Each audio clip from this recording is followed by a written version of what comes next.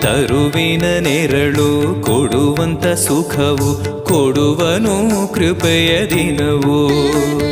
ಸ್ಥಿರ ಇರುವ ಮನ ಎನಗಿರಲಿ, ಶರಣಾಗತಿ ಎಂದು ಬರಲಿ.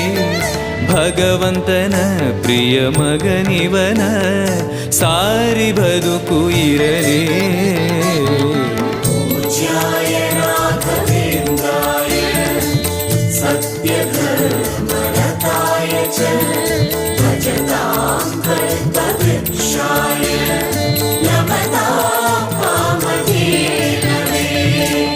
ಆಲಯವೆಂದರೆ ಮಂತ್ರಾಲಯವೇ, ಬೇರೆ ನಾ ಅರಿಯಲಾರೆ.